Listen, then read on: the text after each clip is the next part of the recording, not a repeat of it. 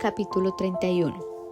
Luego el Señor le dijo a Moisés: Mira, he escogido específicamente a Bezalel, el hijo de Uri y nieto de Hur, de la tribu de Judá. Lo he llenado del Espíritu de Dios y le he dado gran sabiduría, capacidad y destreza en toda clase de artes manuales y oficios. Es un maestro artesano, experto en trabajar el oro, la plata y el bronce. Es hábil en grabar, en incrustar piedras preciosas y en tallar madera. Es un maestro en todo trabajo artístico. También he designado personalmente a Oholiab, hijo de Ahisamac, de la tribu de Dan, para que sea su ayudante.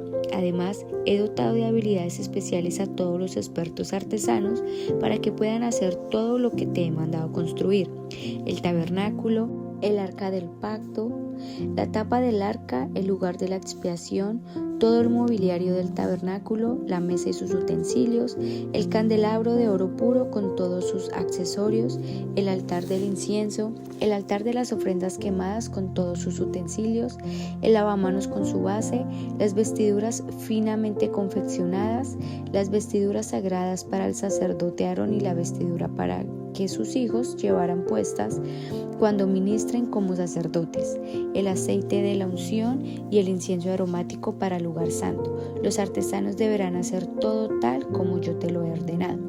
Después el Señor le dio a Moisés las siguientes instrucciones: Dile a los israelitas: asegúrense de guardar mi día de descanso, porque el día de descanso es una señal de pacto entre ustedes y yo de generación en generación.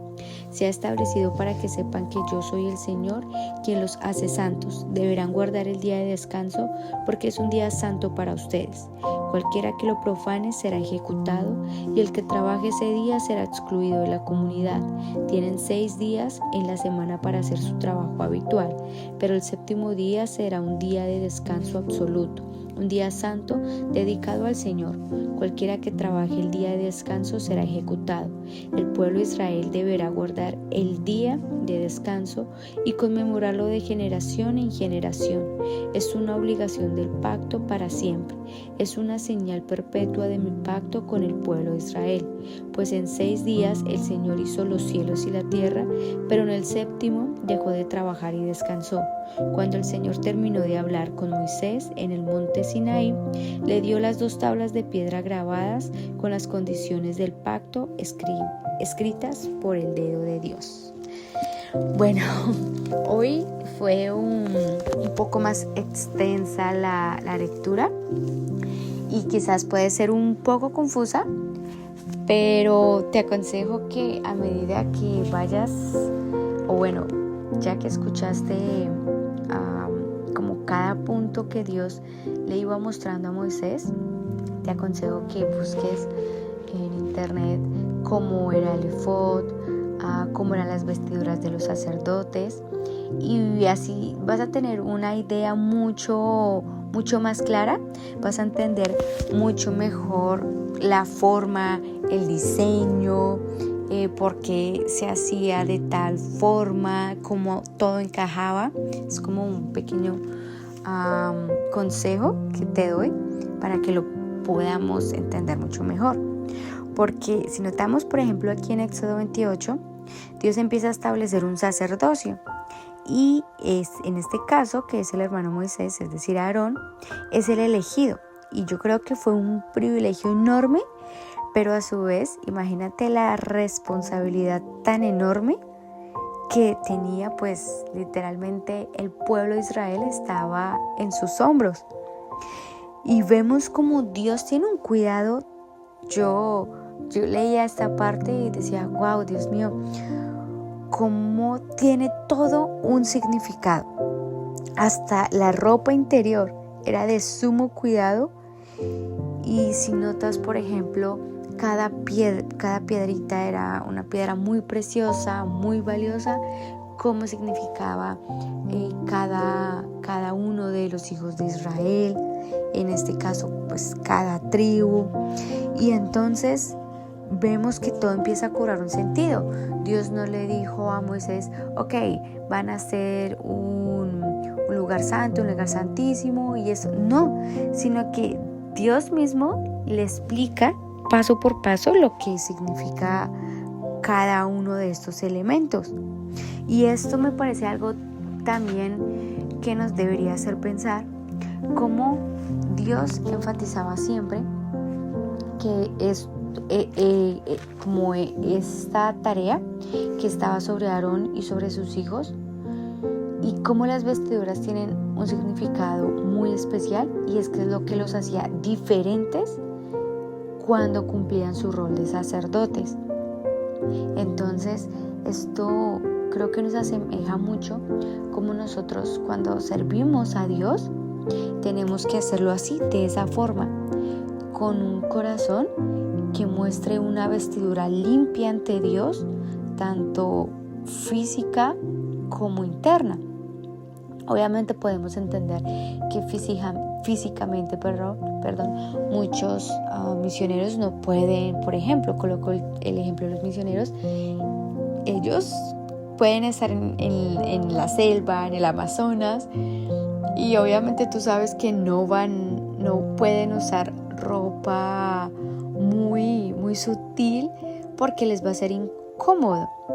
Realmente al punto que yo voy, quise hacer este ejemplo porque el punto que yo voy es desde el corazón, cómo están nuestras vestiduras, cómo espiritualmente estamos nosotros cuando vamos a servir al Señor, porque eso es lo que nos hace diferentes.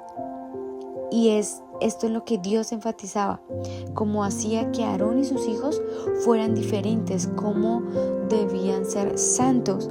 Y me gusta mucho en el versículo 29 precisamente, en el verso 19 y 20, cuando decía que Moisés untaba con sangre el oído derecho, la mano derecha y el pulgar derecho.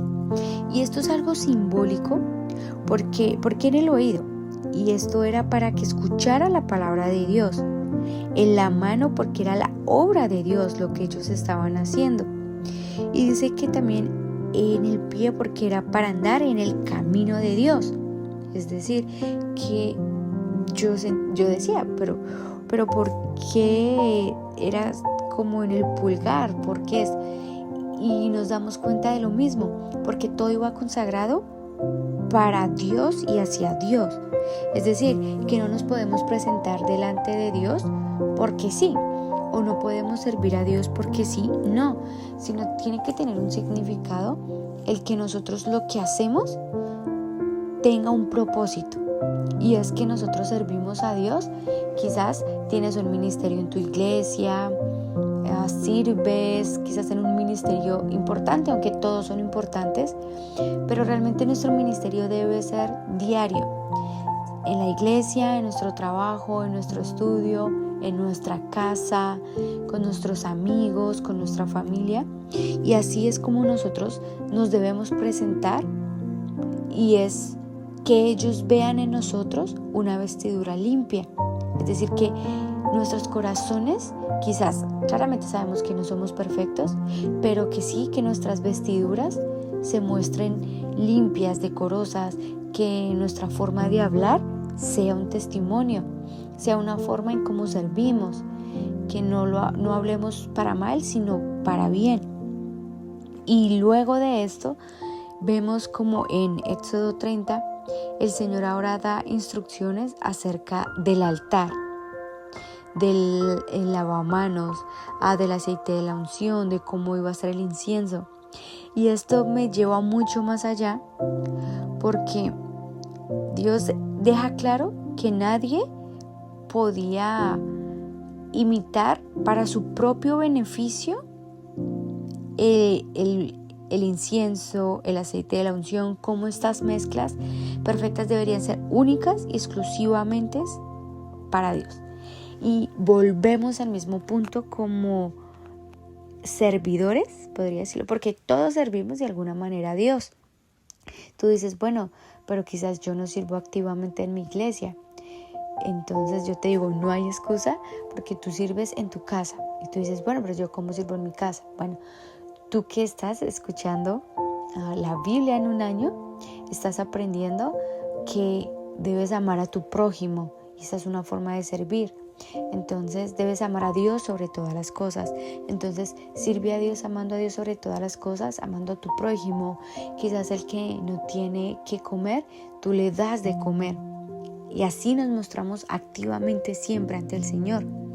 Y ahora, ya que sabemos cómo es nuestro corazón, cómo deben ser nuestras vestiduras espirituales, llamémoslo en estas palabras, porque quiero hacerme entender, y es ahora como nosotros lo que debemos hacer es imitar a Cristo. La palabra de Dios lo dice, lo decía Pablo, ser imitadores de mí como yo lo soy de Cristo.